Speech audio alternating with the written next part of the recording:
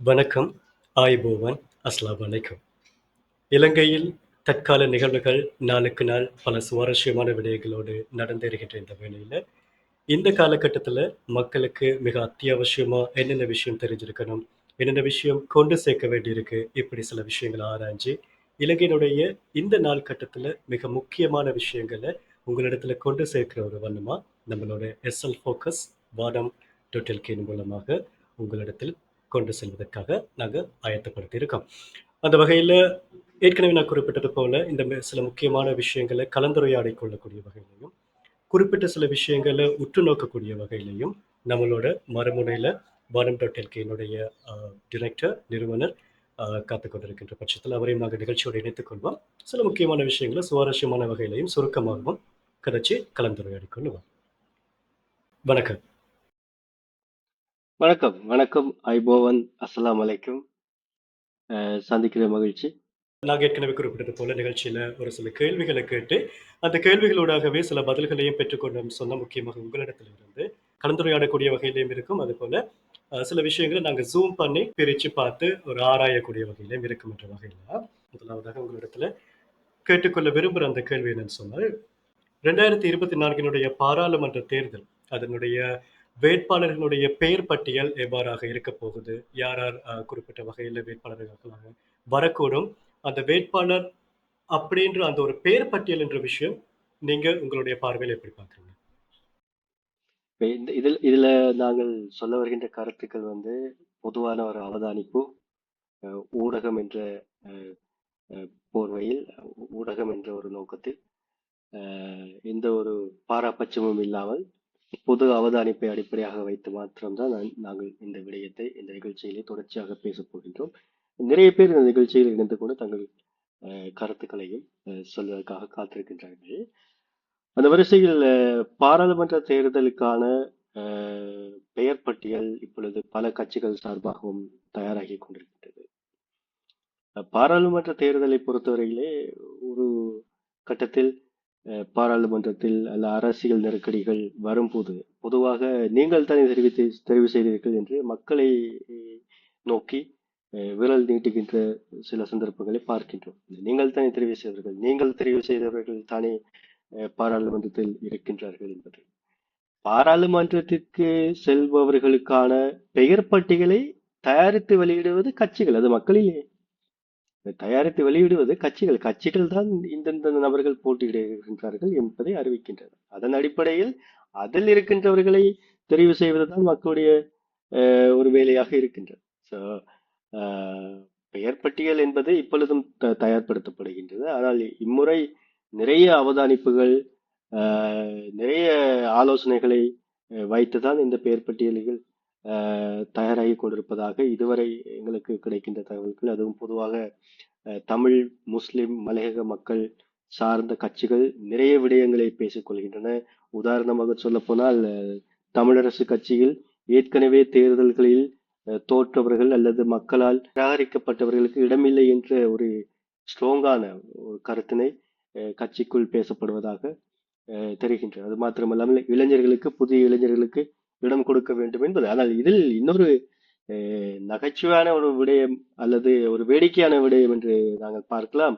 பட்டப்படிப்பு படித்தவர்கள் அல்லது பல்கலைக்கழகம் போய் வந்தவர்கள் உள்வாங்கப்பட வேண்டும் என்ற ஒரு மிகப்பெரிய ஒரு கோஷம் அது ஒரு சமூக வலைதளங்களில் நாங்கள் பார்த்துக் கொள்ளலாம். பட்டப்படிப்பு படித்தவர்கள், பல்கலைக்கழகம் செய்தவர்கள், சில பெனஸ் எல்லாம் பார்த்து டிகிரி டைட்டிலோடையும் பெனஸை இப்பயே வெளியிட வெளிக்கிட்டவங்க. ஸோ இங்க பல்கலைக்கழகம் போனவர்கள் அல்லது வக்கீல்களும் டாக்டர்களும் ப்ரொஃபஸர்களும் தான் பாராளுமன்றம் செல்ல வேண்டும் என்பது ஒரு விதி அல்ல. ஏற்கனவே இருக்கின்ற முன்னைய பாராளுமன்றங்களிலும் அரசாங்கங்களிலும் கூட எத்தனையோ வக்கீல்மார், எத்தனையோ டாக்டர்ஸ்மார், எவ்வளவு ப்ரொஃபஸர்மார் என்னென்ன வேலை செய்தவங்க, எவ்வளவு பிரச்சனைகள் இருக்கு இதுவரைக்கும் இருந்தது என்று நான் பார்த்திருக்கேன். ஸோ அதனால இங்கு படித்தவர்கள் என்பது உள்வாங்கப்பட வேண்டும் என்பது உண்மைதான். இருந்தாலும் கிராம அடிப்படையிலே ஊர்களிலே பார்த்தீங்கன்னு சொன்னால் சாதாரணமான விளையாட்டு கழகங்களில் சமூக சேவை செய்கின்ற இளைஞர் கழகங்களில் இருக்கின்ற அல்லது வேறுபட்ட சமூக சேவைகளை கிராம ஊர்களில் அடிப்படையாக செய்து வருகின்ற எத்தனையோ இளைஞர்கள் இருக்கின்றார்கள். அரசியல் ஞானம் நிச்சயமாக தேவை. படித்தவர்கள் எல்லோரும் அரசியல் ஞானம் பெற்று பாராளுமன்றத்தில் குரல் எழுப்ப முடியும் என்பது ஒரு சாதாரணமான விடயம் அல்ல. ஆனால் இது அத்தனையும் கட்சிகள் உள்வாங்கிக் கொண்டு வேறுபட்ட அஹ், எந்தவித தனிப்பட்ட நிகழ்ச்சி நிரல்களும் இல்லாமல் இவர்களுக்கு வாய்ப்பளிப்பார்கள். ஆனால் மக்களுக்கு தெரிவு செய்வதற்கு ஈஸியாக இருக்கும். ஏன்னா மக்கள் மிக தெளிவாக இருக்கின்றார்கள் இம்முறை. ஊழலற்ற ஆட்சி, அஹ், நிறைய மாற்றங்களை கொண்டு வர வேண்டும் என்பதற்காக தான் அனுரகுமார திசாநாயக் அவர்களை மக்கள் ஒன்றிணைவாக ஜனாதிபதி ஆக்கியிருக்கின்றார்கள் என்பது மறக்க முடியாத உண்மை. வடக்கு கிழக்கிலும் கூட அவருக்கு ஏதோ ஒரு வகையில் அவருடைய தாக்கம் இருந்திருக்கின்றது என்று சொல்லிக் கொள்ளலாம். எனவே இந்த பெயர் பட்டியல் தயார்படுத்துவது என்பது இப்பொழுது நடைபெற்றுக் கொண்டிருக்கின்றது. 11ஆம் தேதிக்கு முதல் விண்ணப்பங்களை செய்ய வேண்டும். சோ இதுதான் இப்பொழுது இதில் நாங்கள் சொல்லக்கூடிய விடயமாக இருக்கும். நிச்சயமா, நிச்சயமா. இது இப்படி இருக்கும்போது, உங்களோட இந்த கருத்துக்களோட சேர்த்து, இதுவரை காலமும் இலங்கை வரலாற்றுல பாராளுமன்றத்தினுடைய அமைவு இப்படி இருக்கும். இத்தனை பேர் இத்தனை கட்சி சார்பாக அ உள்ளுக்கு நுழைவாங்க. இப்படின்னு சொல்லி ஒரு அமைவு ஒன்று இருக்கும்போது, இந்த கடந்த ஜனாதிபதி தேர்தலுக்கு பிறகு நடைபெறவிருக்கின்ற இந்த 2024னுடைய நாடாளுமன்ற தேர்தலை பொறுத்தவரையில, பாராளுமன்றத்தினுடைய அமைவு எப்படி இருக்கப் போகுது? அதில இருக்கக்கூடிய ஆசன ஒதுக்கீடுகள் பற்றி நீங்க நினைக்கிறது என்ன? 225 பேர் பாராளுமன்றத்தில் இருக்கின்றார்கள். அது பாராளுமன்றத்தில் மக்களை படுத்துகின்றார்கள் என்பது பொதுவாக அனைவருக்கும் தெரிந்த விடயம். கடைக்கோடி ஒரு ஒரு பொதுமகனுக்கும் தெரிந்த விடயம். 225 பேர் இந்த பாராளுமன்றத்திலே அங்கம் வகிக்கின்றார்கள். அது இல்லாமல் நிறைவேற்று அதிகாரம் கொண்ட ஒரு ஜனாதிபதி இருக்கின்றார் என்பது எல்லோருக்கும் தெரிந்த விடயம். இதில் இன்னும் ஒரு விடயத்தை நாங்கள் விளங்கிக் கொள்ள வேண்டும். இந்த 225 பேரும் மக்களின் புல்லடிகள் மூலமாக அல்லது தேர்தல் மூலமாக வருபவர்கள் அல்ல. ஆக 196 பேர் தான் நேரடியாக மக்களிடமிருந்து தெரிவு செய்யப்படுகின்றார்கள். 196 பேர் தான் மக்களிடமிருந்து தெரிவு செய்யப்படுகின்றார்கள். மிகுதி 29 பேர் மிகுதி 29 பேரும் தேசிய பட்டியல் மூலமாக வருகின்றார்கள். கட்சிகள் கிடைக்கின்ற விகிதாசார அடிப்படையிலான ஓட்டு எண்ணிக்கையை பொறுத்து இந்த நேஷனல் லிஸ்ட் என்று சொல்வார்கள், தேசிய பட்டியல் மூலமாக வருகின்றனர். ஆக 196 பேர் தான் மக்களால் தெரிவு செய்யப்படுகின்றார்கள். இதில் இன்னொரு விடயத்தை நாங்கள் சொல்ல வேண்டும். 160 பேர் என்ற ஒரு ஒரு எண்ணிக்கை மொத்த வாக்காளர் தொகையின் அடிப்படையிலே தெரிவு செய்யப்படுகின்றது. இதை தெரிவு செய்யப்பட்டுதான் டிஸ்ட்ரிபியூஷன் லிஸ்ட் என்று சொல்வார்கள். அந்த லிஸ்டை ஒவ்வொரு தேர்தல் மாவட்டத்திற்கு 22 தேர்தல் மாவட்டங்கள் இருக்கின்றன. இந்த தேர்தல் மாவட்டங்களுக்கு பகிர்ந்தளிக்கப்பட்டிருக்கின்றன. அது இல்லாமல் 36 சீட்டுகள் ஈக்குவலாக ஒவ்வொரு மாகாணத்திற்கும் பிரித்து கொடுக்கப்பட்டிருக்கின்றது. 4-4-4-4 9 மாகாணங்களுக்கும் 4-4 கொடுக்கப்பட்டிருக்கின்றது. 36 சீட்டுகள், 160 சீட்டுகள் 160 சீட்டுகள் மொத்த வாக்காளர் எண்ணிக்கையின் அடிப்படையிலும் 36 சீட்டுகள் 4-4 சரிசமமாக 9 மாகாணங்களுக்கும் கொடுக்கப்பட்டிருக்கிறது. இந்த அடிப்படையில் தான் 196 என்கின்ற அந்த மொத்த எண்ணிக்கை மக்களுக்கு கொடுக்கப்பட்டிருக்கின்றது தெரிவு செய்து பாராளுமன்றம் அனுப்புவதற்கு. மிகுதி 29 சீட்டுகளும் நேஷனல் லிஸ்ட் அல்லது தேசிய பட்டியல் மூலமாக கட்சிகளுக்கு கிடைக்கின்ற விகிதாசார அடிப்படையிலான வாக்கு எண்ணிக்கையை பொறுத்து கிடைக்கும். அது இல்லாம மாற்றம் என்று சொல்லி பார்த்தீங்கன்னு சொன்னா இந்த முறை சின்ன சின்ன மாற்றம் தான் அது இது தாக்கம் செலுத்தக்கூடிய மாற்றமாக பார்க்கப்படுகிறது. உதாரணமாக யாழ்ப்பாணத்திலே ஒரு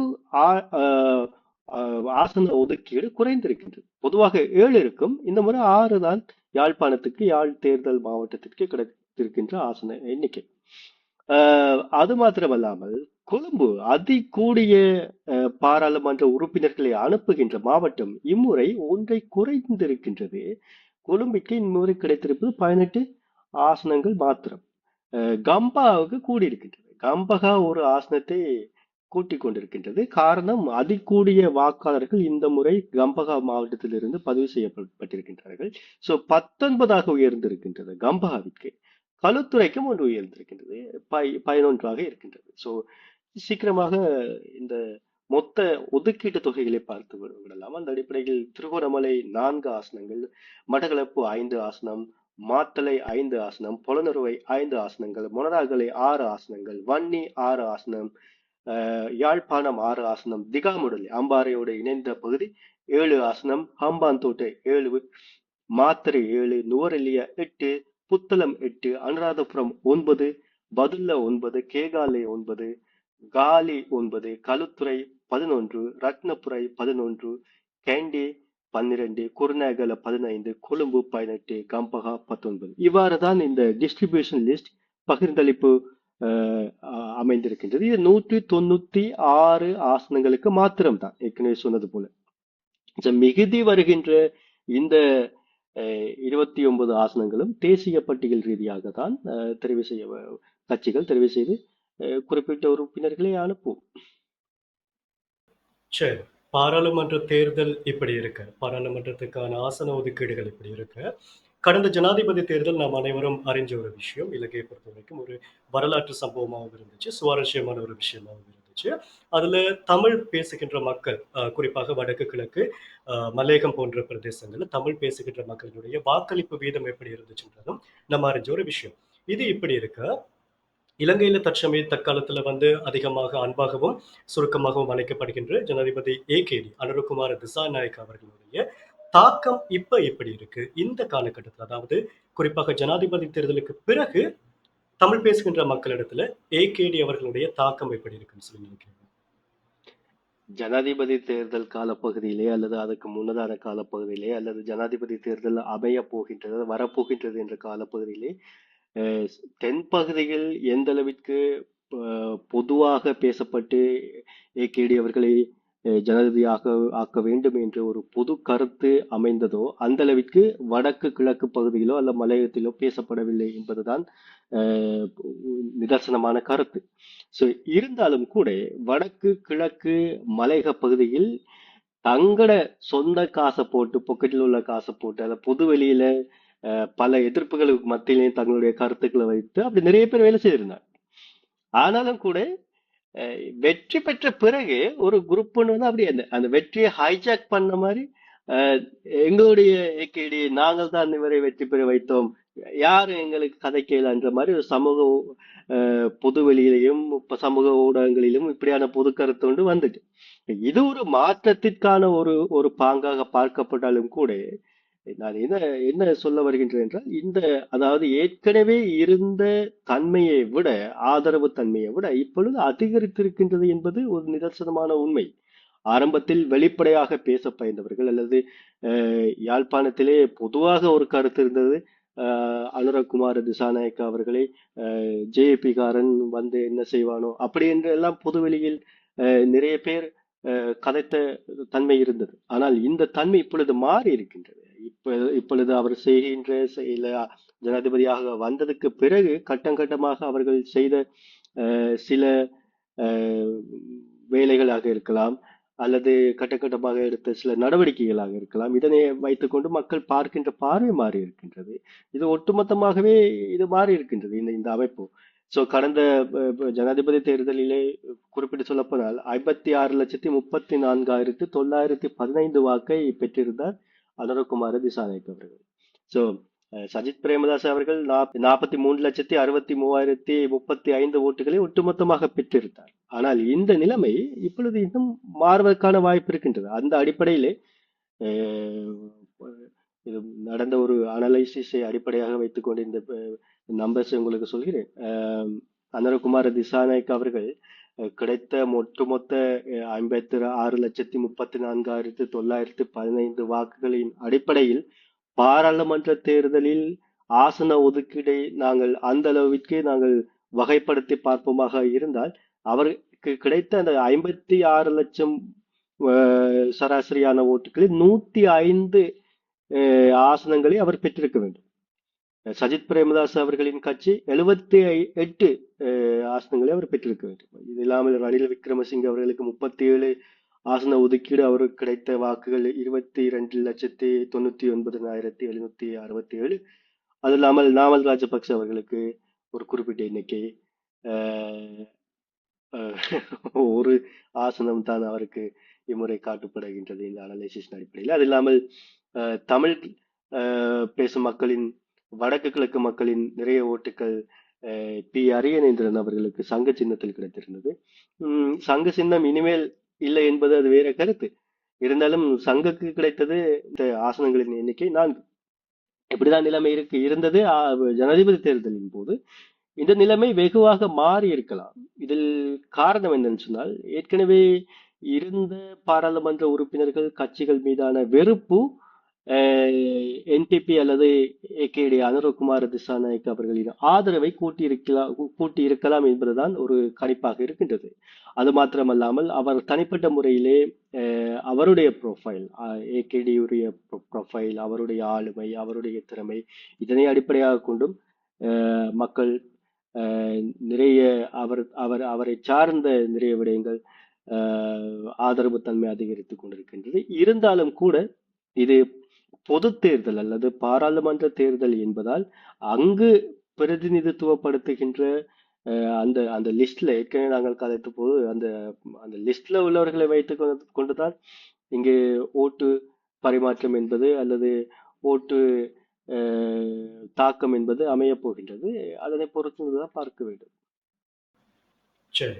நீங்க சொன்ன கருத்துக்களை வச்சு பார்க்கும்போது, நிச்சயமா ஏகேடி அவர்களுக்கு ஒரு அமோக ஆதரவு இருக்குன்றத புரிஞ்சுக்கொள்ளக்கூடியதா இருக்கு. இருந்தாலும், ஒரு பக்கம் பாசிட்டிவா பார்க்குற ஒரு நேரத்துல, மறுபக்கம் நம்ம நெகட்டிவ பத்தியும் கொஞ்சம் யோசிக்கணும். அதையும் அனலைஸ் பண்ணி பார்க்கிறது நல்லது. அந்த வகையில, நம்ம நிகழ்ச்சி எஸ்எல் ஃபோக்கஸ் எதையும் உற்று நோக்குற, ஃபோக்கஸ் பண்ற ஒரு நிகழ்ச்சின்ற வகையில நான் கேட்க ஆசைப்படுற அடுத்த கேள்வி என்னன்னு சொன்னா, ஒருவேளை ஏகேடி அவர்களுடைய தலைமையில் இருக்கின்ற ஐக்கிய மக்கள் சக்தி கட்சியினருக்கு ஒரு பெரும்பான்மையான வெற்றி ஒன்று கிடைக்காத பட்சத்துல அடுத்து வருகின்ற நடவடிக்கைகள் என்ன மாதிரி இருக்கும், சூழ்நிலைகள் எவ்வாறு இருக்கும்?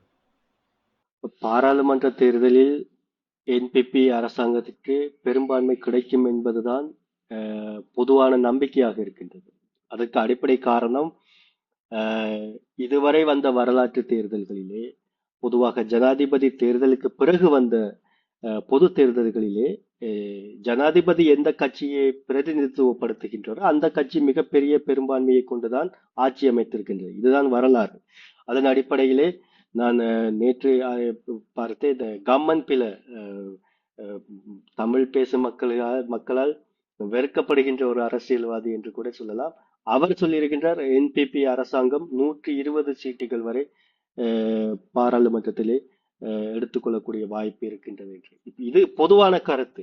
அதாவது ஜனாதிபதி வருகின்ற எந்த கட்சியும் பெரும்பான்மை எடுத்துக்கொள்ளும் என்பது. சோ ஏற்கனவே நான் சொன்ன அந்த அனாலிசிஸை அடிப்படையாக கொண்டு அவர் அனுரகுமார திசாநாயக் அவர்கள் கடந்த ஜனாதிபதி தேர்தலில் பெற்றுக்கொண்ட 56,34,915 வாக்குகள் அடிப்படையில் 105 பாராளுமன்ற சீட்டுகளை பெறக்கூடிய வாய்ப்பு இருக்கின்றது. விகிதாசார அடிப்படையிலே அவர் எடுத்த தேர்தல் மாவட்டங்கள், தேர்தல் தொகுதிகளின் அடிப்படையில் இந்த நிலை இன்னும் அதிகமாக கூடிய வாய்ப்பு தான் இருக்கின்றது. ஏற்கனவே சொன்னது போல் வடக்கு கிழக்கு மலையகத்திலும் தமிழ் மக்கள், தமிழ் பேசுகின்ற மக்கள், தமிழ் பேசுகின்ற முஸ்லிம் மக்கள் ஒட்டுமொத்தமாக இந்த ஒரு தார்மீகத்தை உணர்ந்து கொண்டவர்களாக சில வெளிப்பாடுகளை சமூக வலைத்தளங்களிலே பார்க்கின்றோம்.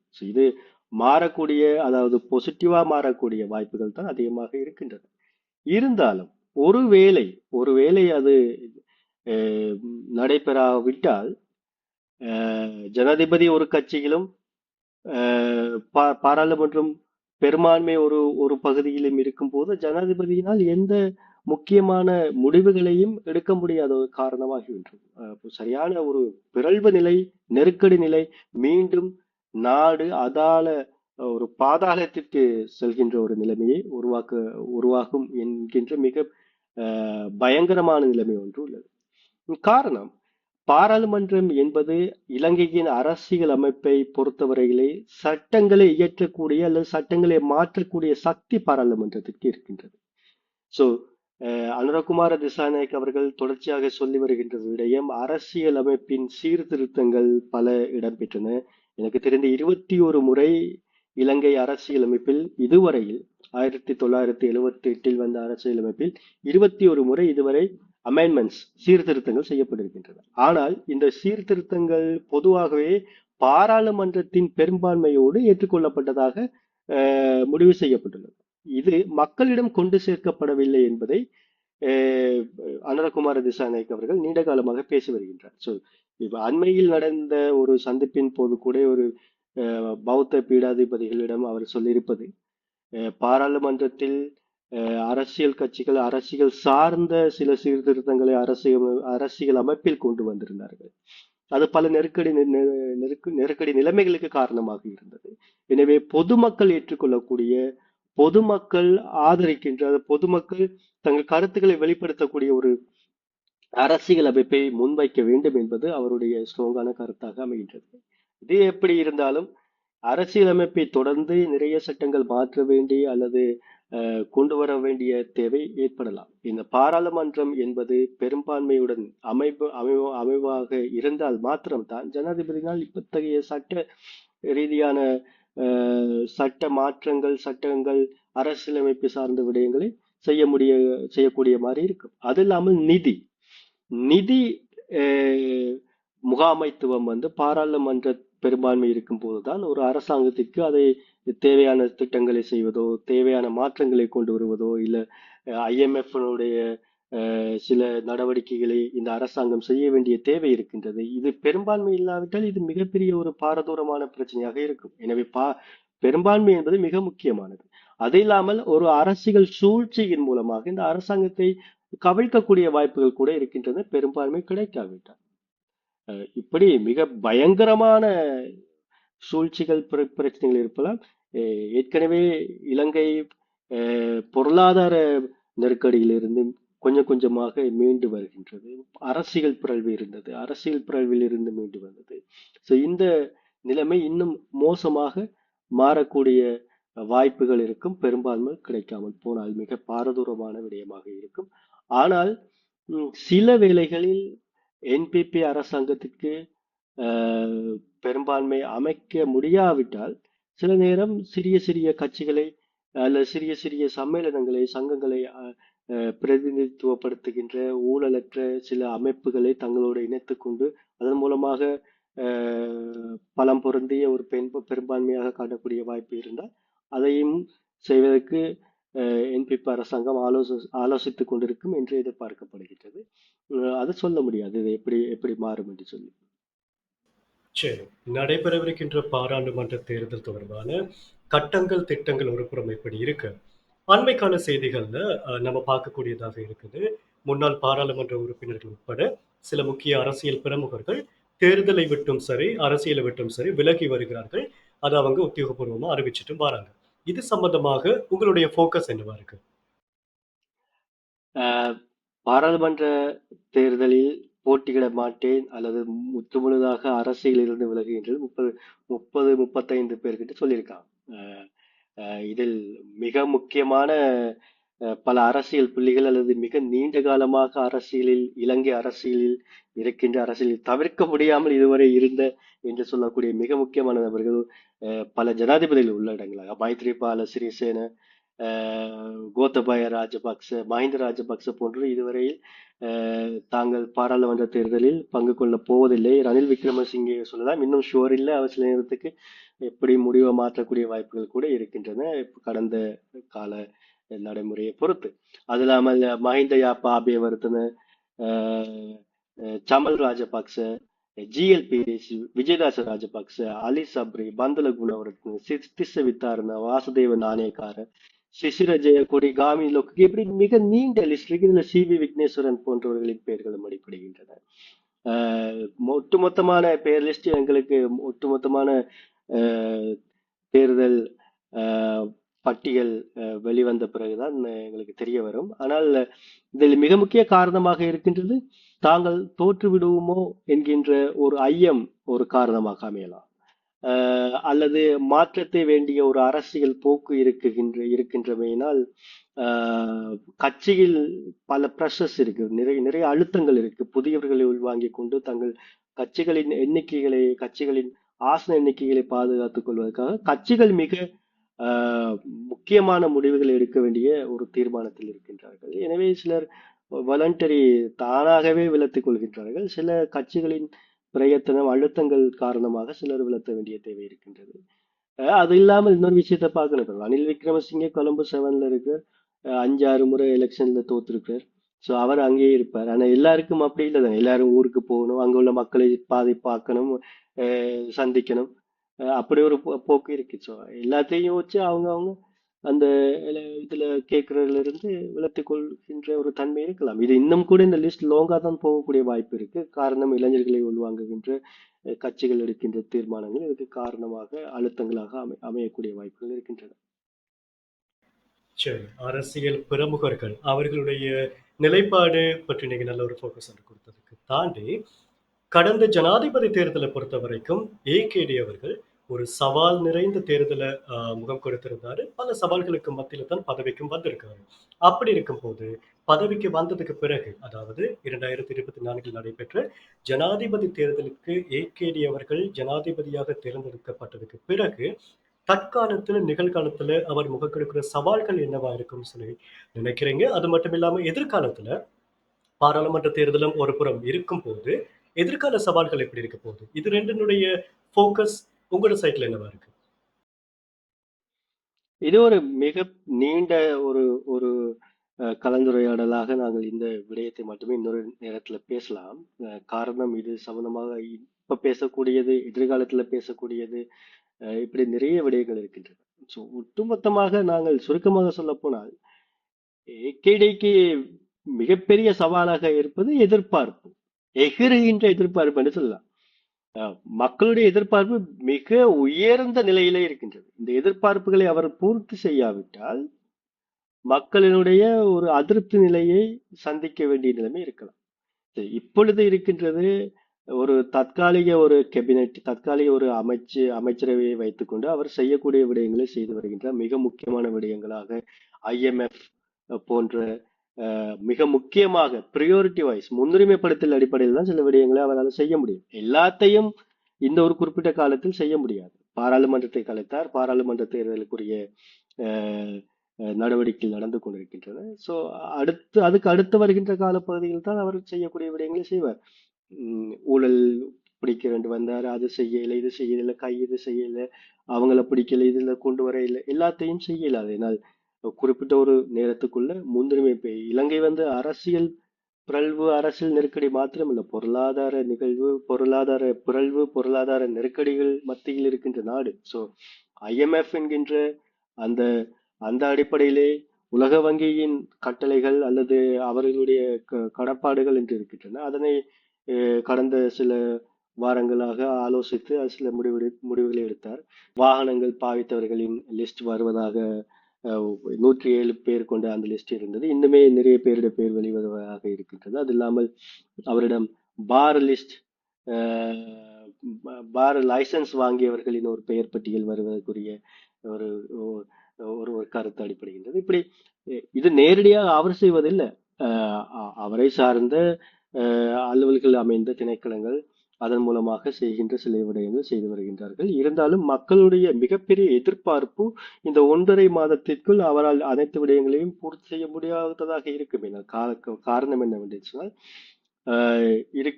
அவருக்கு இருக்கின்ற முன்னுரிமைப்படுத்தல் அடிப்படையில் எடுக்க வேண்டிய தீர்மானங்கள், செய்ய வேண்டிய விடயங்கள் இருக்கின்றன. திருப்திப்படுத்துவது மாத்திரம் அவருடைய இலக்காக இருந்தால் இது மீண்டும் கோத்தபாயவின் அரசாங்கத்தில் மக்களின் வைத்த எதிர்பார்ப்பும் பின்னர் அதிருப்தியில் முடிந்து அது மிகப்பெரிய ஒரு பிறழ்வாக, பிரச்சனையாக வந்து முடிந்த போல ஒரு சந்தர்ப்பத்தை அமையக்கூடிய ஒரு மிகப்பெரிய, மிக பயங்கரமான ஒரு நிலைமை இருக்கின்றது. மக்கள் அவரை வேலை செய்ய விட்டு சரியான பாராளுமன்ற தேர்தலில் செய்யக்கூடிய விடயங்களை செய்துவிட்டு பொதுவெளியில் தங்களுக்குரிய அபிப்பிராயங்களை வெளியிடுவதில் யாருக்கும் சுதந்திரம் இருக்கின்றது. மிகப்பெரிய எதிர்பார்ப்பு தான் அவர் மிகப்பெரிய சவாலாக இருக்கின்றது. காரணம், இந்தியாவிலிருந்து ஜெய்சங்கர் கூட அவருடன் இது சம்பந்தமாக சொன்னதாக தெரிகின்றது. எதிர்பார்ப்பு அதிகமாக இருக்கின்றது, சவால்கள் நிறைய சந்திக்க வேண்டி இருக்கும் என்று. ஸோ எதிர்பார்ப்பு அதிகமாக இருப்பதுதான் ஏகேடிக்கு சவாலாக இருக்கும் என்பது பொதுவான கருத்து. அது இல்லாமல் அவர் இந்த குறிப்பிட்ட காலப்பகுதியிலும் நிறைய விடயங்களை செய்ய முடியாமல் போனாலும் குறிப்பிட்ட சில விடயங்களை மக்களுக்கு செய்து காட்டுவார் என்று எதிர்பார்க்கப்படுகின்றது. தொடர்ச்சியாக அவருடைய அரசாங்கம் அமைந்த பின் அவர்கள் மேனிபெஸ்டோவில் விட்டது போன்று நிறைய விடயங்களை செய்யக்கூடிய வாய்ப்புகள் தான் இருக்கின்றன. சரி, நிகழ்ச்சியின் பேருக்கு ஏற்றாற் போலவே வானம்.lk SL ஃபோக்கஸ் நிகழ்வில் சமகால விடயங்களை சரளமாக மக்களிடத்தில் கொண்டு சேர்ப்பதற்கு ஒரு ஆழமான கருத்துக்களோடு, ஒரு அலசி ஆராயக்கூடிய ஒரு பகுப்பாய்வோடும் இந்த நிகழ்ச்சியில் பல கருத்துக்களை தெரிவிச்சுக் கொண்டீங்க. அதுக்கு அந்த வகையில் நன்றி. மீண்டும் இன்னொரு நிகழ்வின் மூலமாக இன்னும் சில விடயங்களை இன்னும் ஆழமாக பார்க்கக்கூடிய வகையில எஸ்எல் ஃபோக்கஸ் இன்னொரு நிகழ்வில் உங்களிடத்தில் சந்திக்கும் வரை நன்றி.